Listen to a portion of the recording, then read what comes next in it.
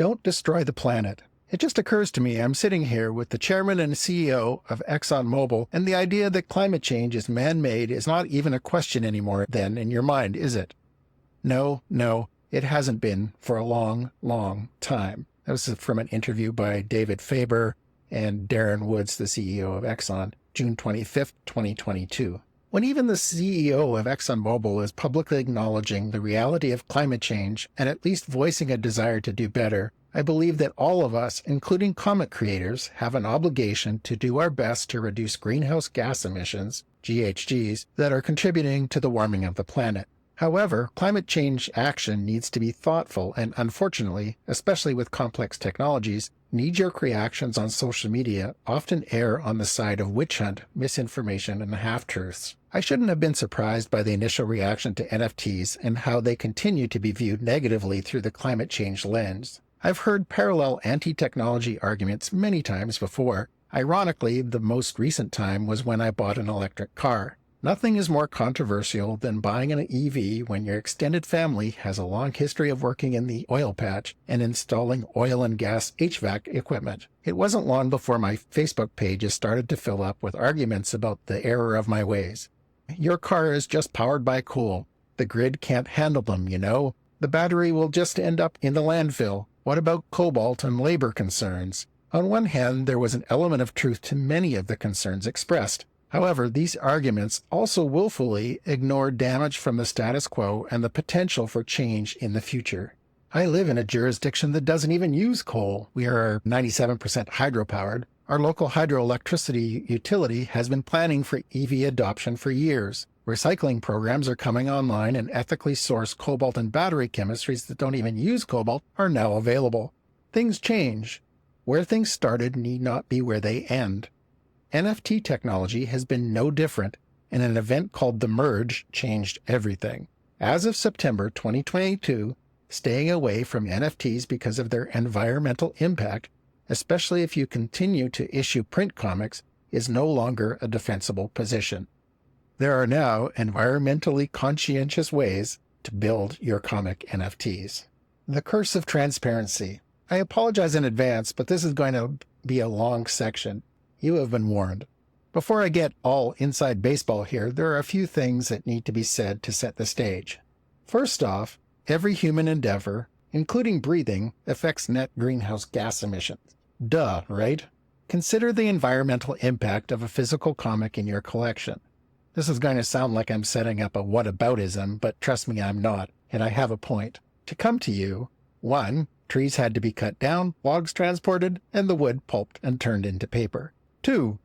The paper needed to be warehoused in an environmentally controlled building and shipped to the printer. 3. The chemicals and minerals required for the inks that were used to print the comic needed to be collected, refined, turned into ink, then transported. 4.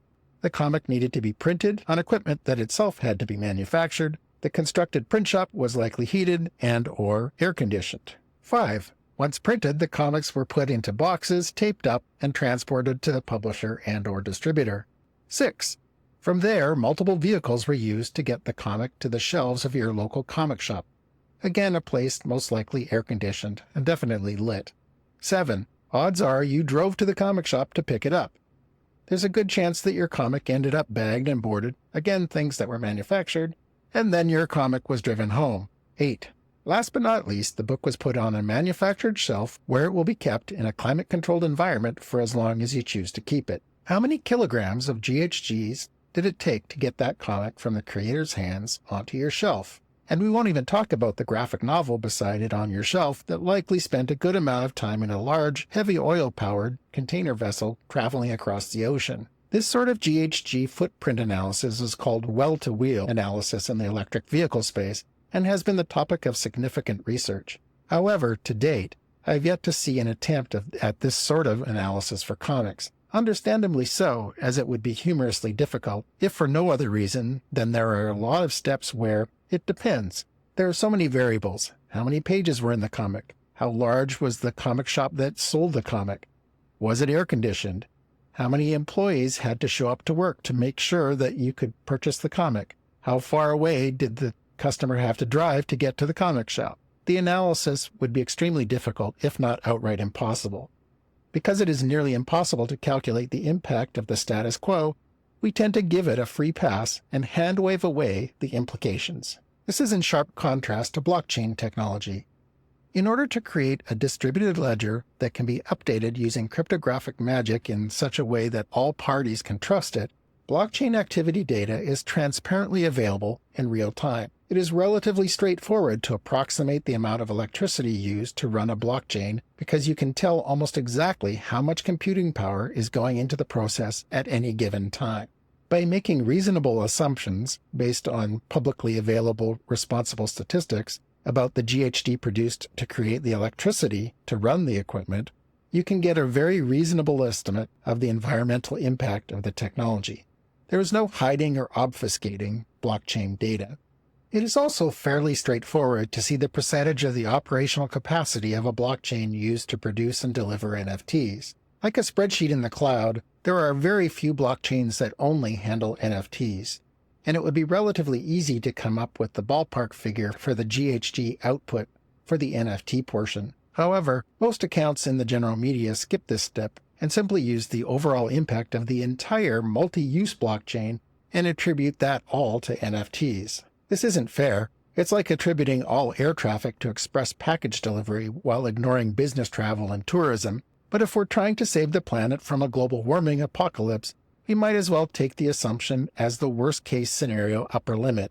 This fractional use is why wishing NFTs would go away doesn't actually do anything to slow the climate change impact of the technology. These blockchains would operate regardless of whether or not they played host to collectibles. Like traffic lights, the infrastructure remains active whether or not there is anything on the road, so to speak.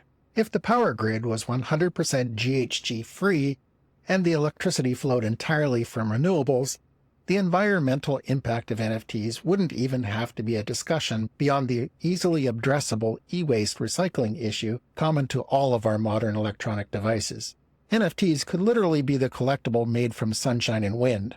Electricity used is not directly correlated to climate warming GHG emissions. This complicates things, but it is enough to know that on average, electrical grids around the world are far from green at this point in history, and any equipment running on the average grid is culpable for the greenhouse gases produced by the portion of electricity it uses. Energy use.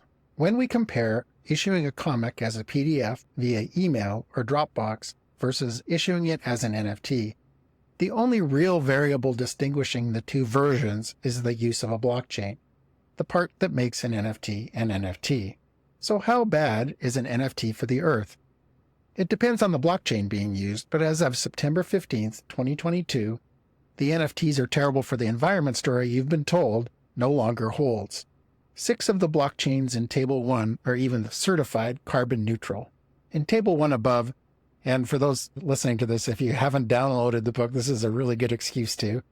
I've done my best to track down and collate information to put this all in context. Please note that all of this data is a snapshot and is changing rapidly, in many cases for the better.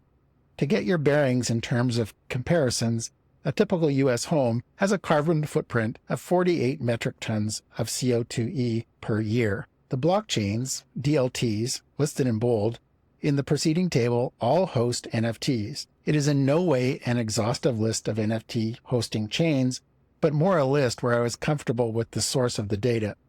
Most of the chains missing, e.g. Immutable X, where Disney and Marvel are, and Palm NFT, are proof-of-stake chains and would likely appear toward the bottom of the list.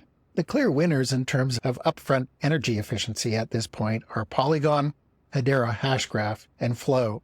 They have the lowest initial energy consumption, and any electricity used by these chains is carbon offset. In fact, the Hedera Hashgraph DLT is technically GHG negative as they bought more offsets in the past year than CO2 produced.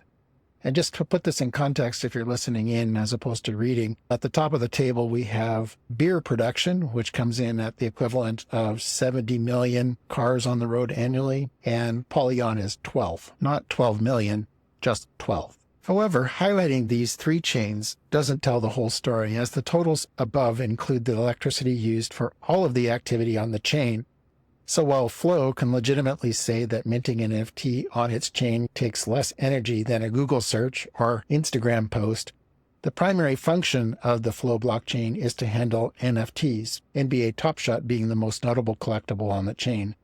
So the electricity used is almost all NFT related. In contrast, Solana and Ethereum act as significant blockchain infrastructure for a whole host of distributed applications. Ethereum in particular hosts a wide array of banking and investment-like services. Why doesn't every NFT creator use the same chain?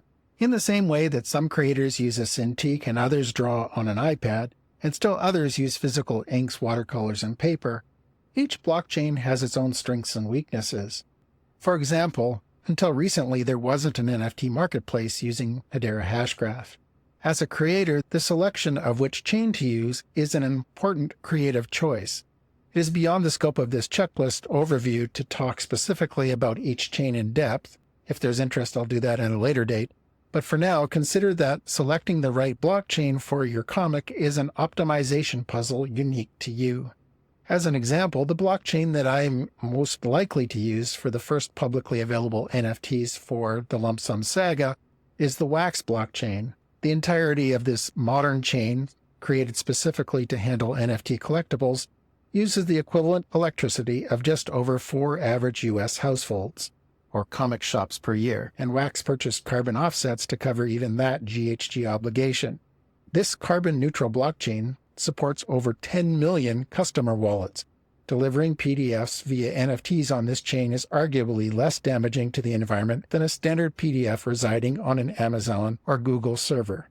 In addition to my environmental concerns being addressed, some other reasons I have for selecting Wax are: 1. The large existing user base of customers familiar with buying low-cost collectible NFTs. My comics would not be out of place being sold for comic shop prices. 2. A unique way of paying for transactions that will allow me to gift NFTs. 3. Speed. 4. Amazing creator tools available to independent creators. 5. Genre-comparable projects are already on the blockchain, for instance, Godzilla and Robotech. 6. The relative ease of onboarding new users. And 7. The ability to find a developer for this blockchain who could build my comic NFT PDF downloader. If you select a blockchain to host your NFTs from any of the low GHG chains at the bottom of the table above, you can be confident that you've done an ethical job addressing the environmental footprint of your project. But we need to address the villain in the room, the Ethereum blockchain. Once a climate change supervillain, this electricity-consuming behemoth just joined the good guys.